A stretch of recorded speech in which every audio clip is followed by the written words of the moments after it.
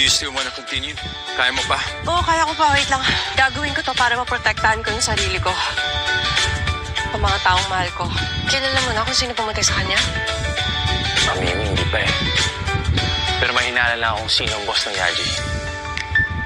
Killer. Zeke? Teka, ba't ka nga pala nandito? Ba't nakatingin ka sa limang lalaking yun?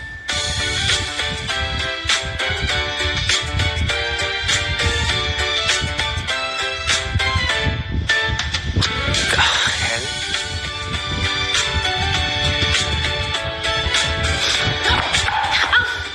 Shout, and I'll cut your throat. Pero sana maintindihan mo na ginagawa ka lang to para maprotektahan ka.